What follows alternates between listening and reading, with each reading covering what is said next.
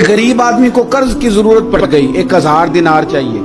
मैं कह चुका हूं कि दिरहम चांदी का होता था, दिनार सोने का। अब 1000 दिनार लेना है। तो जिस बंदे से उसने कहा, अगरचे वो नेक बंदा था, उसने कहा यार 1000 दिनार दे दो। तो कहने लगा कोई गवाह है तेरे पास? वो कहने लगा गरीबों का गवाह कौन होता है? हाँ एक गवाह है। कहा कौन? का मेरा रब, वो तेरे और मेरे बीच गवाह है। उसने कहा कोई कफील, अगर तू पैसे ना दे सके तो वो बाद में दे दे, या तुझे कुछ हो जाए तो वो दे दे। उसने कहा कफील भी मेरा अल्लाह ही है। मेरे पास अगर है तो रब करीम का नाम है, अगर एतमाद कर सकता है तो कर ले। बंदा नेक था, उसने कहा रब के नाम पे, रब की किफालत पे, अल्लाह को गवाह बना के मैं तैयार हूं तुझे 1000 देने की। उसने 1000 दिनार दे दिया। वक्त वापसी का तय हो गया। वो चला गया पैसे लेके। उसने पूरी मेहनत की कि मैंने वक्त पे पैसे लौटाने, पूरी मेहनत भी कर ली, अल्लाह ने मदद भी कर दी, पैसे भी उस तारीख को उसे मिल गए। बाद लोगों का तो लौटाने का दिल ही नहीं ना होता। फरमाया हदीस पाक में कि तू लौटाने का इरादा कर, रब तेरी मदद भी फरमाएगा। लेकिन यहाँ बहुत सारे लोग कहते हैं खैर है, इरादा ही नहीं। तो फिर जिस तरह का बंदे का गुमान हो, रब भी उसी तरह का मामला फरमाता है। उसने पैसे जमा भी कर लिए और वापस देने को तैयार भी हो गया, लेकिन रास्ता बहरी जहाज का था, कश्ती का था, दरिया के रास्ते वापस आना था। अब वो जब आ गया दरिया के किनारे तो बड़ी कोशिश की, पर वहां उसे कोई कश्ती नहीं मिली। वक्त पे पैसे लौटाने हैं, सफर करना है, अब सवारी मुयस्सर नहीं है।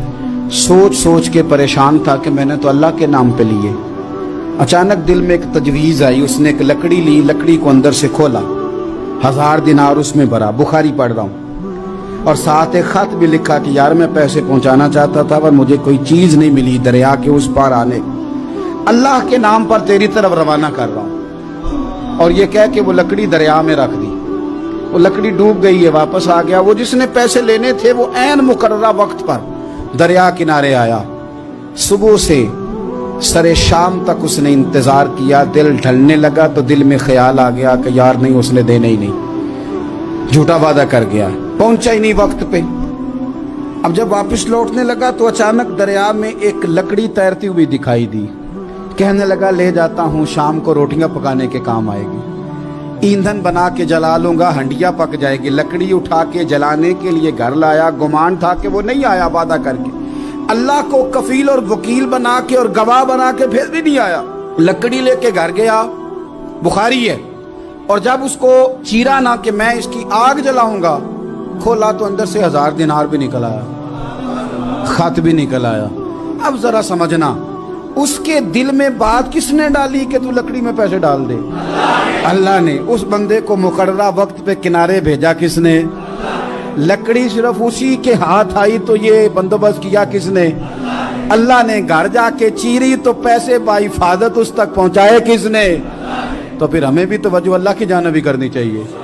हमारे पे दिल की तवज्जो रब की तरफ ही होनी चाहिए ना। हमें इधर उधर जाने की, देखने की, बंदों पर गौर करने की जरूरत क्या है? वो पैसे पहुंच गए, ये वहां अपनी जगह पे परेशान था। इसने 1000 दिनार और जमा किया। फिर दोबारा एक दिन दरिया किनारे आया, कश्ती मिल गई, बैठ के अपने उस भाई के पास आया। कहने लगा देखना मुझ पर बदगुमान ना होना, पैसे उस तारीख को भी जमा कर लिए थे। दरिया पे आया था पर कश्ती नहीं मिली थी।